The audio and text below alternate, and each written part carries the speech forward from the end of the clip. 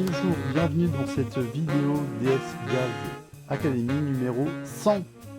Et oui, on passe directement sur le numéro 100. Alors pourquoi j'ai créé cette vidéo numéro 100 alors qu'on est dans la Jazz Academy au numéro 60?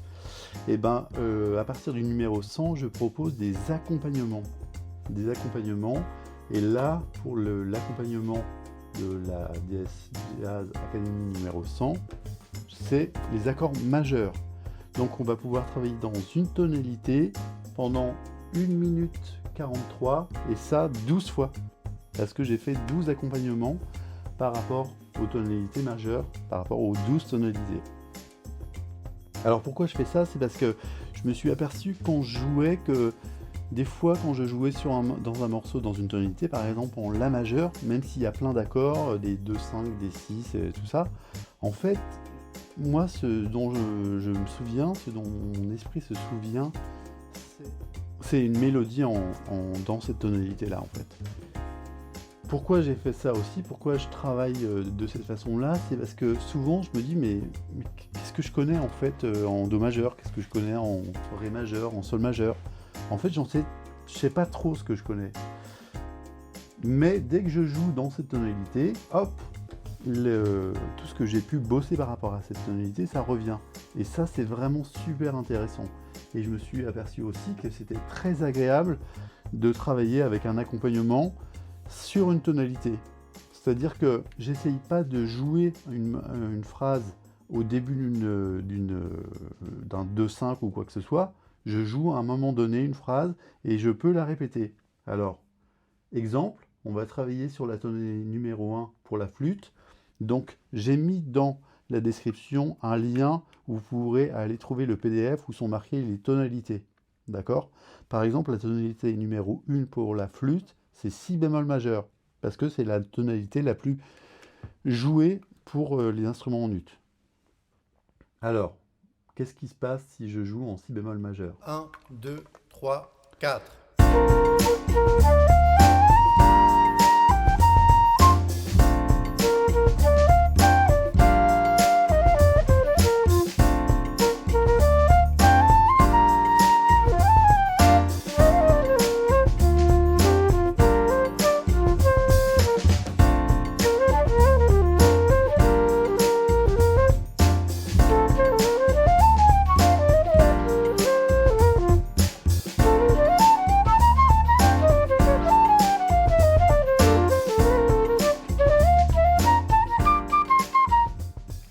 J'ai commencé à jouer en si bémol majeur.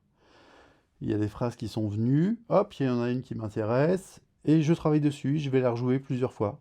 Ok, on essaye avec une autre tonalité. On va prendre par exemple la tonalité numéro 2, c'est-à-dire Do majeur. Et on va voir ce qui se passe. Et ce qui est intéressant aussi, c'est que je vais avoir envie de jouer quelque chose. Est-ce que je vais réussir à jouer cette phrase ou pas? Ça, c'est pas grave parce que je vais pouvoir travailler dessus avec l'accompagnement. Ce qui est bien de jouer avec l'accompagnement, c'est que on a un environnement sonore qui est plutôt sympa avec une rythmique binaire. Et ça, c'est vraiment bien aussi parce que ça m'empêche de sautiller.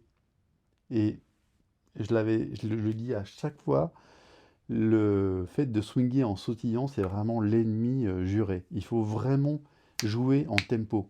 Et avec ces accompagnements, ça me permet de vraiment rester bien droit par rapport au rythme. Alors on y va. 1, 2, 3, 4.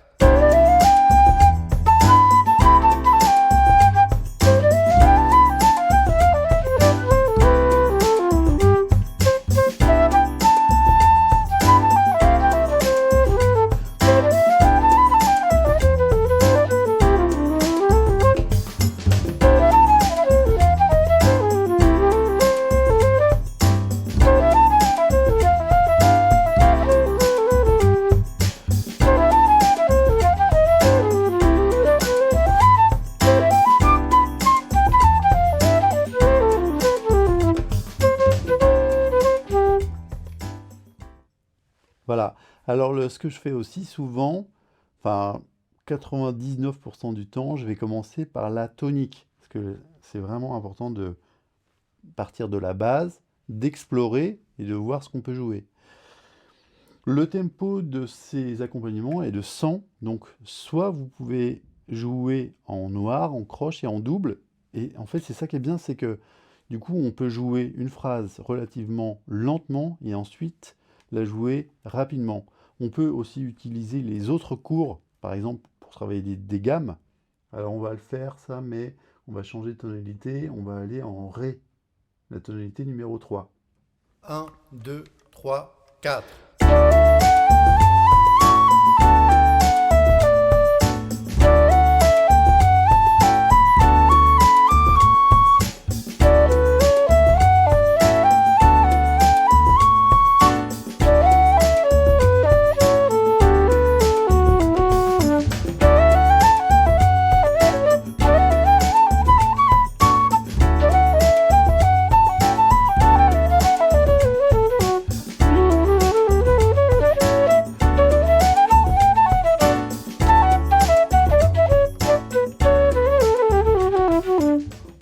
Par exemple, j'ai commencé à travailler dans une tonalité avec des formes de gamme. Là, sur le coup, j'ai fait des tierces.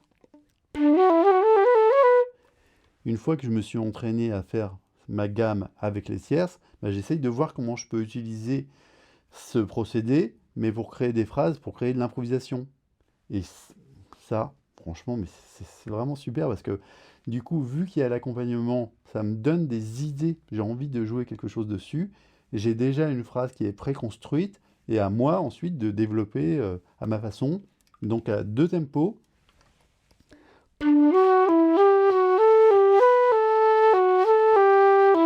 Ou plus vite.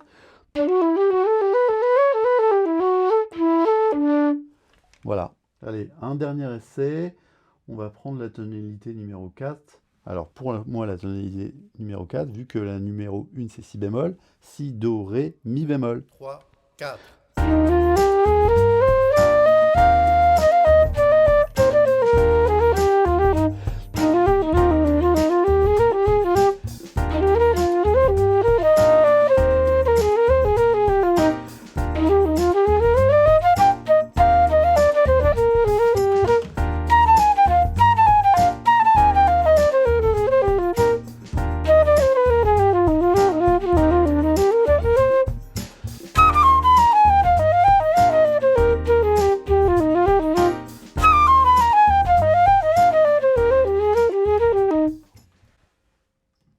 Voilà, j'ai commencé à jouer en mi bémol, tout d'un coup j'ai eu envie d'essayer de faire un chromatisme.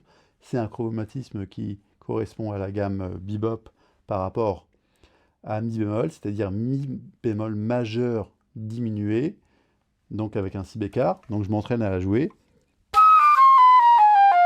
mais avec l'accompagnement. Et du coup, vu qu'il y a un environnement qui, moi, m'épanouit, qui me donne des idées, et ben, je trouve plein de trucs à jouer. Et encore une fois, je trouve ça vraiment super intéressant d'utiliser les accompagnements parce que ça nous permet de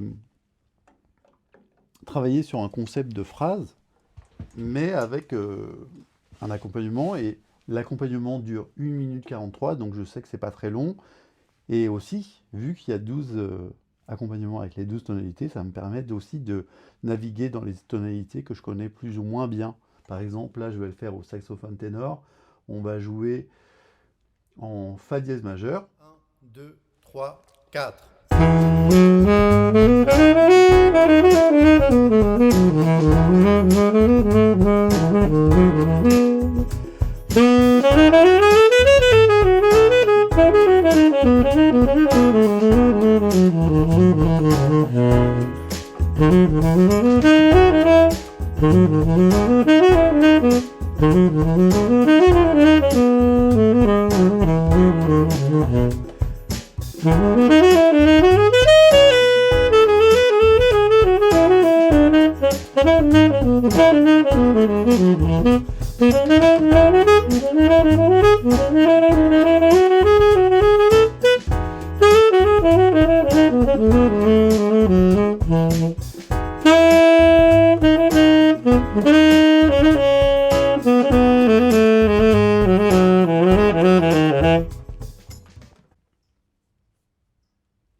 ça me permet de travailler sur une tonalité avec laquelle j'ai un peu plus de mal, et bon, je tourne dessus, je vois ce que je peux jouer dessus, et forcément, il y a des idées qui arrivent.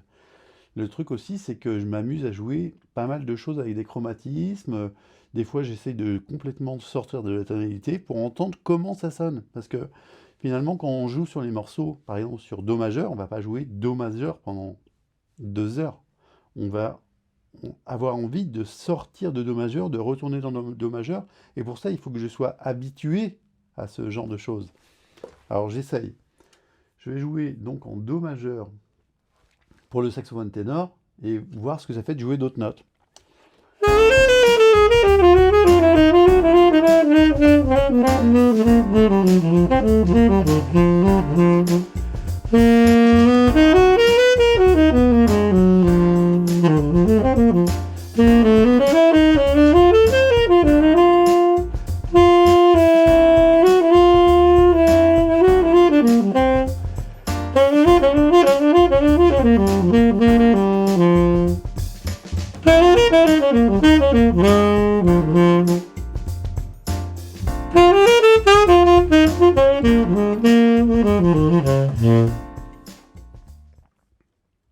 Voilà, comme ça me donne des idées. J'entends comment ça peut sonner, ces notes-là, si je trouve une solution aussi pour jouer d'autres notes sur Do majeur, parce que le fait de jouer des substitutions, c'est d'entendre d'autres notes par rapport à une couleur.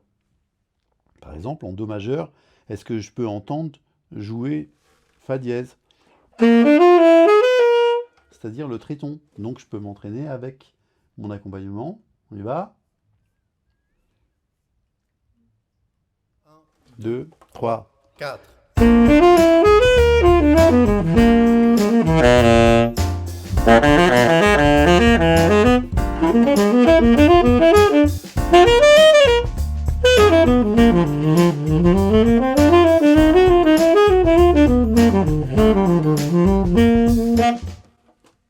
Voilà, et ça c'est vraiment une question d'habitude.